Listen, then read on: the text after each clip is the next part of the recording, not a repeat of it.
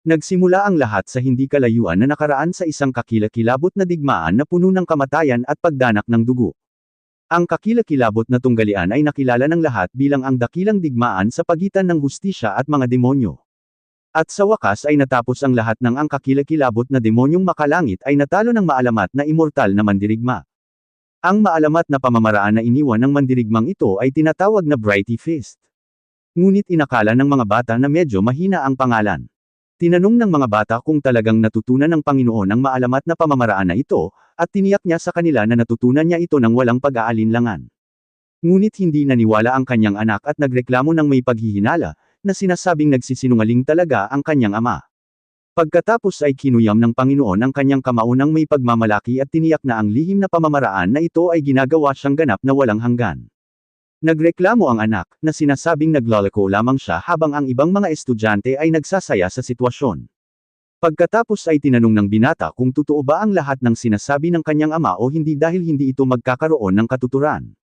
Nakatira siya sa isang napakaliit at liblib na dojo sa gitna ng kawalan at nagtuturo lamang sa mga bata. Nagsimulang tumawa ng malakas ang ama at sumagot sa kanyang naiinis na anak na ang lahat ng ito ay may perpektong katuturan. Ipinaliwanag niya na ang mga kamaong iyon ay walang talo at lahat ng bata na disipulo ay kaibig-ibig. Pinuri pa nga ng Panginoon ang kanyang sariling mabait na anak, na ikinainis ng bata dahil sa mahinang tono ng boses ng kanyang ama. Tumawa ng malakas ang mayabang na Panginoon, at tinanong kung ano pa ang gusto niya sa buhay bukod sa lahat ng kapayapaang iyon. Gayunpaman, ang lahat ng kanilang katahimikan ay naantala ng isang kakilakilabot na sandali ng purong kawalan ng pag-asa.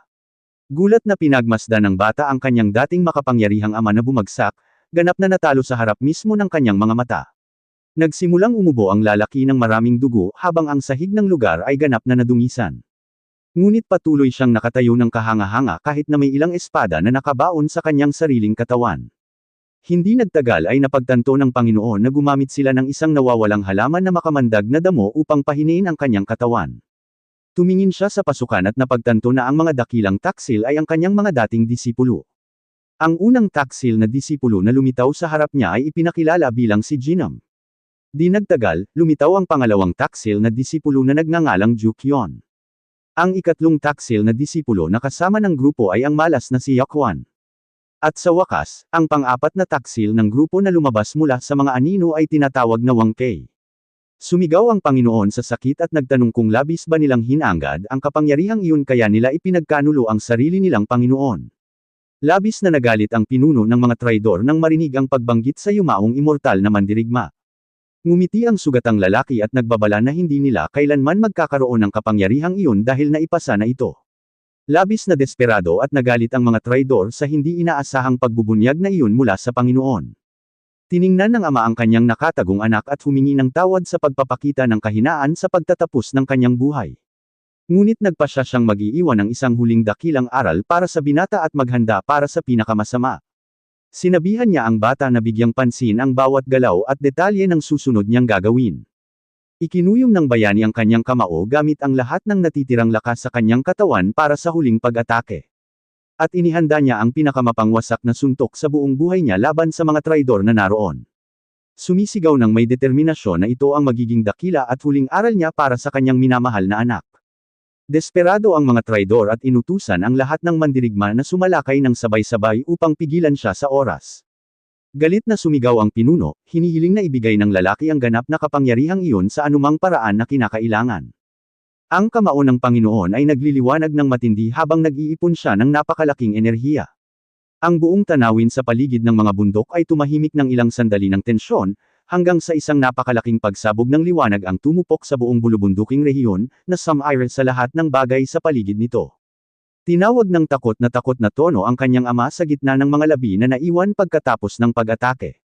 Inamin ng malubhang na sugatan na ama na ang kwento tungkol sa kanyang kawalan ng pagkatalo ay maaaring isang panlilinlang lamang, ngunit tinanong niya ng may bahagyang ngiti kung nakita ba ng kanyang anak ang kapangyarihan ng pag-atake ng totoo. Tiniyak niya sa binata na ito ang kanyang tunay na kamao at na siya ay talagang walang talo. Ibinunyag ng naghihingalong lalaki ang tunay na pangalan ng maalamat na pamamaraan na iyon habang hawak ang isang sinaunang libro. Ito ang sekreto ng walang limitasyong kamao. At iniabot niya ang sagradong libro sa binata upang maibigay nito ang kanyang sariling pangalan. Nagtiwala siya sa sunod-sunod na pamamaraan at sinabing alam niyang mapoprotektahan ito ng kanyang anak mula sa anumang banta. Sinabi ng ama ang kanyang mga huling salita, sinabihan si Jinja na hanapin ang sarili niyang kamao bago mawala. Naiwan ang binata na nag-iisa, itinatago ang lihim na manual sa kanyang mga damit, nabibigatan sa bigat ng dalahin. Sa malayo, isa sa mga traidor ay nagngangalit ang kanyang mga ngipin sa galit sa huling resulta ng pagsalakay na iyon. Inamin nila na mamamatay sana sila sa pagsabog kung hindi dahil sa mabilis na pamamaraan ng pagtakas ng isa sa mga miyembro. Dumura ng dugo ang mga traidor, gulat na gulat sa matinding pinsalang idinulot sa kanila ng hanging iyon. Malamig na iniutos ng pinuno na hanapin at patayin nila ang lahat ng natitirang mga disipulo at pati na rin ang anak ng Panginoon. Malungkot niyang ipinagmalaki na kailangang bunutin ang kasamaan upang hindi mag-iwan ng anumang bakas. Samantala, ang binata ay desperadong tumakas sa kagubatan, mahigpit na nakahawak sa manual ng kanyang yumaong ama, tumakbo siya ng walang tigil sa mga puno, sinusubukang makalayo hanggat maaari mula sa anumang panganib. Nakatago sa kaibuturan ng bundok, sinanay niya ang kanyang diretsyong suntok ng walang tigil sa loob ng 10 mahabang taon. At sa wakas, sa edad na 20, nagawa ng binata na makamit ang dakilang lakas na kanyang hinahangad. Sa wakas ay nakamit niya ang kaliwanagan at pinakawala ng kanyang sariling kamao, na sumire sa isang buong bundok. Naikuyong niya ang kanyang kamao ng may determinasyon at ipinaalam sa kanyang yumaong ama na dumating na ang dakilang sandali ng paglalakbay. Sa edad na 20, ngumiti si Jinguan dahil alam niyang handa na siyang maghayganti. Ngunit ang mundong kanyang binalikan pagkatapos ng 10 taon ng pag-iisa ay ibang-iba na ngayon kumpara dati.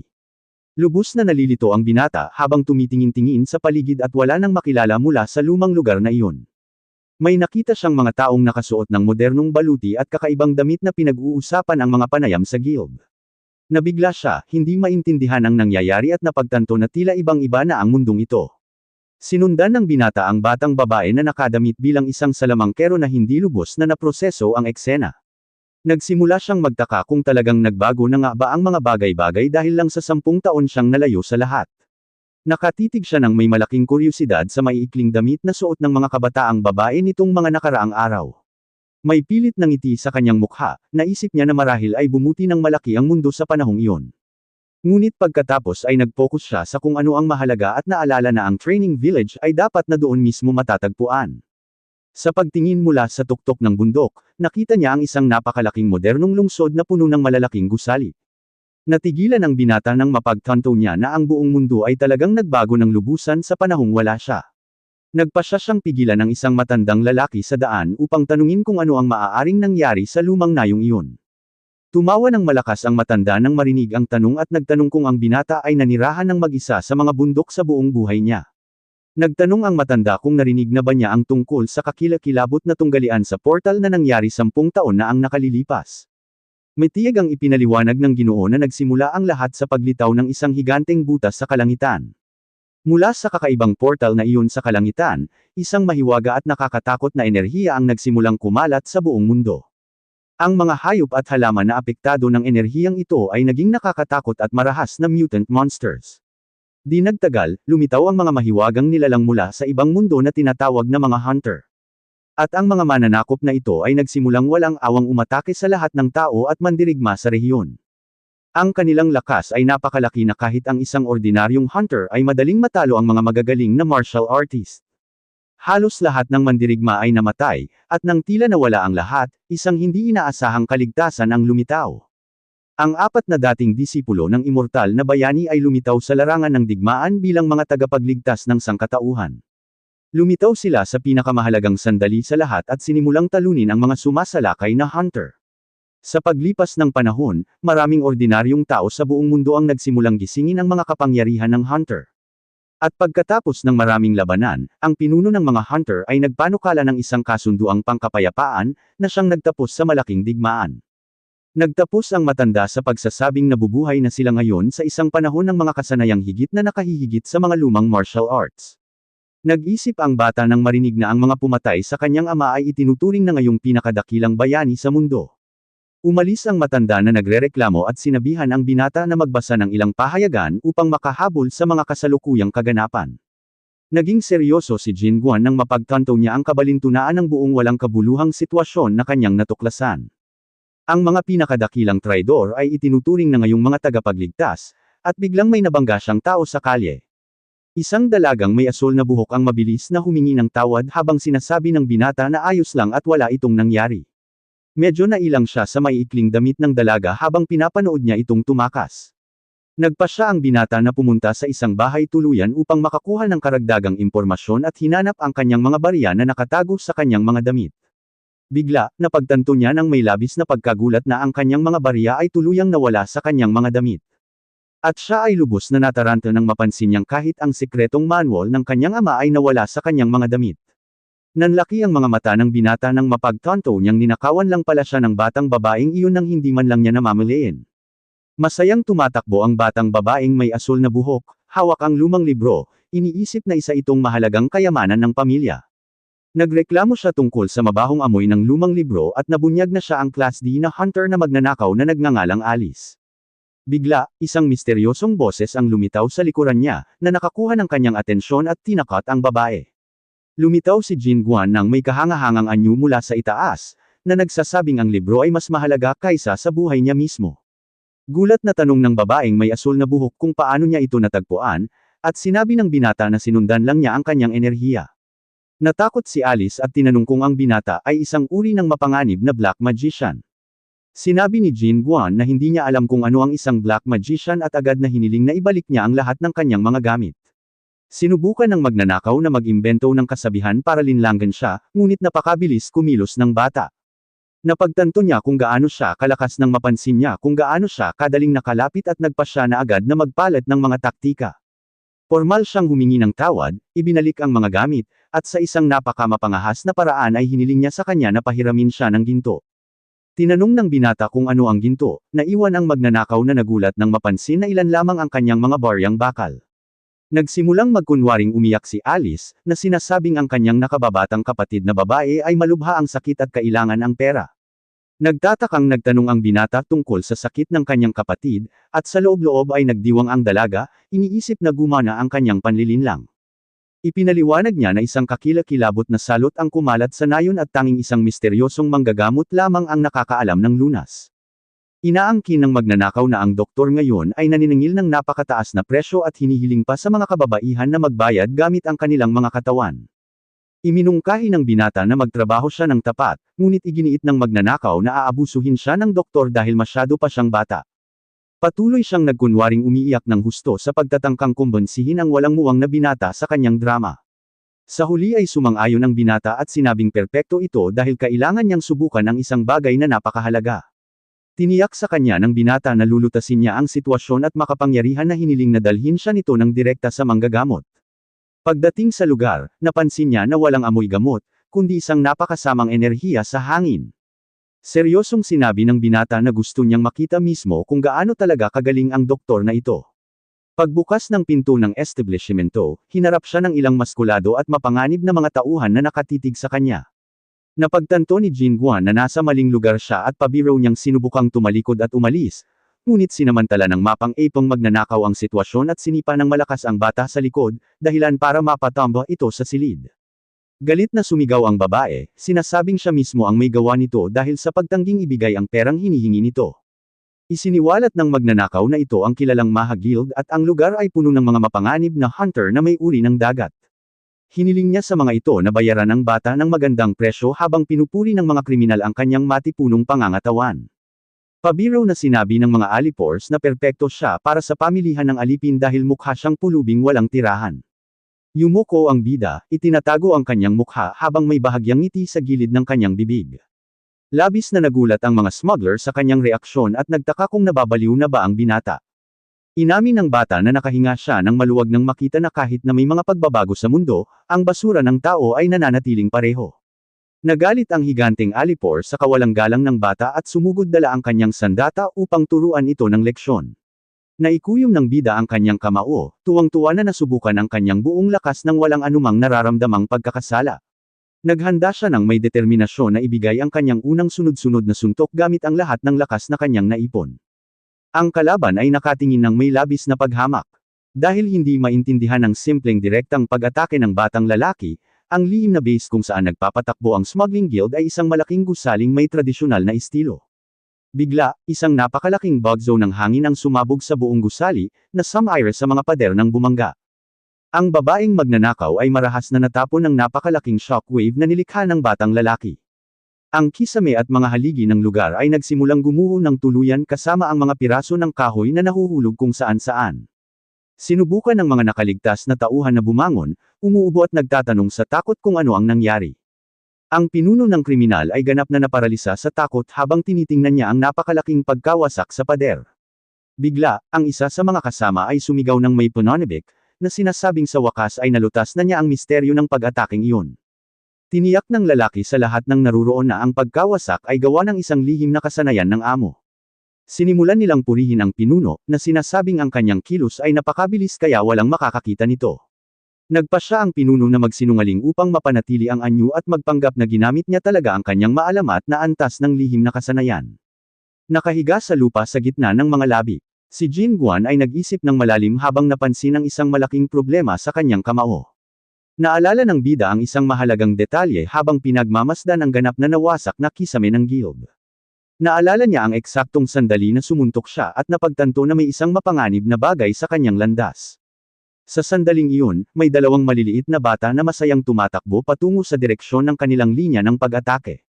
Ang mga bata ay naglalaro ng walang kamalayan sa nakamamatay na panganib na malapit nang mangyari sa kanila dahil sa labanan. Napagtanto ng binata na kung maglulunsad siya ng isang buong pag-atake sa direksyong iyon, ang buong lugar ay mapupuno kasama ng mga inosenteng tao. At dahil alam niyang pagkatapos sumuntok, hindi na siya makakabalik, kailangan niyang kumilos ng mabilis. Ang magagawa niya lang sa maikling millisecond ng purong tensyon at kawalan ng pag-asa para sa mga inosente.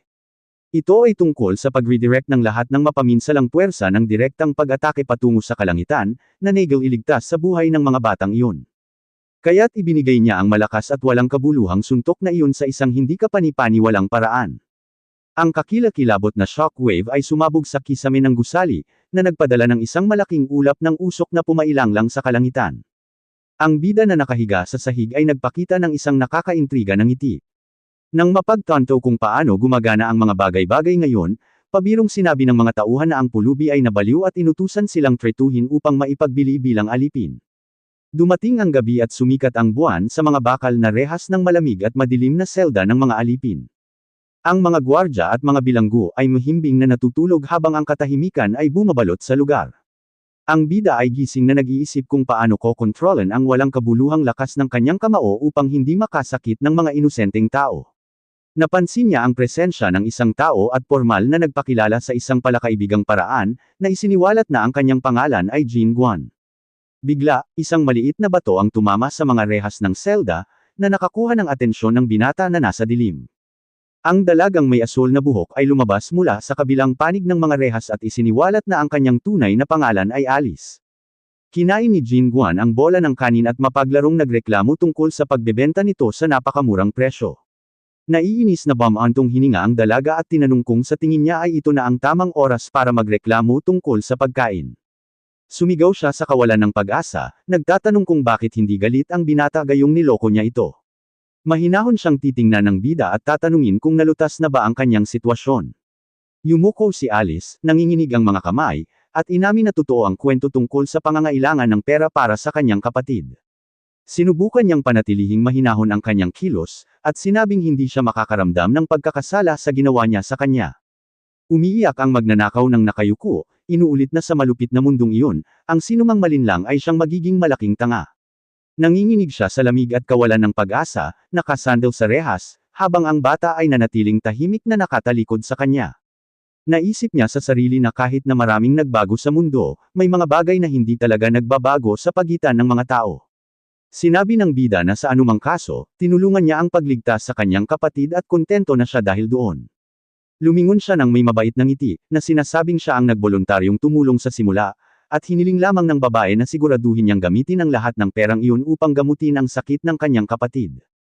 Malungkot na inamin ng binata na walang mas hihigit pang panghihinayang kaysa sa hindi pagprotekta sa kanyang sariling pamilya. Namula ng husto si Alice sa kabaitan at sumigaw, tinawag itong isang hanggal na pulubi sa pagtatangkang itago ang kanyang emosyon. Humingi ng pabor si Jin Guan sa kanya, sinabing itago niya ang librong dala nito dahil babalik ito para kunin ito sa lalong madaling panahon. Tinanggap ito ng dalaga ng nakayuko, nagreklamo na mabaho ang libro at hindi niya ito itatago ng matagal. Binalaan niya siya na huwag mahuli, at pagkatapos ay ipinakita ang karwahe ng alipin na umaalis sa madilim na kagubatan. Natakot ang komento ng mga alipors na nakakatakot ang misteryosong kagubatan na iyon kahit sa araw. Ipinaliwanag nila na ang iligal na base ay kailangang manatiling nakabukod upang maiwasan ang asosasyon ng mga hunter na matuklasan ang mga krimen at nanginginig sila sa alaala na sila ay tumatawid sa mapanganib na teritoryo na pinangungunahan ng mga halimaw ng klase B. Sa wakas, ang alipin na kariton ay dumating sa huling hantungan nito, at isa sa mga gwardya ang nagpahayag ng pagpasok ng grupo sa base. Ang mga gwardya ay nagsimulang sumigaw ng marahas, na inutusan ang lahat ng mga bilanggo na bumaba kaagad sa karwahe. Nagkomento sila sa mga alipin at itinatampok na nagpadala ang mahagild ng isang batang lalaki na napakalakas at matatag. Ang kasuklam-suklam na mga ngalakal ng alipin ay ngumisi ng matako, dinilaan ang kanyang mga labi, sabik na makita ang bagong matibay na paninda. Patuloy na agresibong itinulak ng mga tulisan ang lahat ng mga bilanggo na nakapila sa loob. Lumilitaw ang bida na kumakain ng mga higanteng hita ng manok gamit ang dalawang kamay, na ikinalilito ng mga gwardya. Pagkatapos ay sinimulan nilang hugasan ang kanyang buhok ng maingat upang maging presentable ang mga kalakal. Masiglang hinihimas ng mga thug ang kanyang mga kalamnan habang ang bata ay nakangiti ng malawak, na nasiyahan sa libreng shower. Nagre-relax sa isang magandang mainit na paligon, masaya siyang nagdiwang na naalis niya ang 10 taong dumi sa kanyang katawan. Sa tingin niya ay hindi naman masama ang pagiging alipin. Habang ang ibang mga preso ay nakatingin sa kanya, hindi naiintindihan ang kanyang reaksyon. Bigla siyang tumingin sa gilid at nakaharap ang matandang lalaki na nakasalubong niya sa kalsada noong nakaraang araw. Ipinaliwanag ng matandang lalaki na ang trabaho sa kalsada ay isang side job lamang at ngayon ay nagtatrabaho na siya bilang tagapaghugas ng alipin.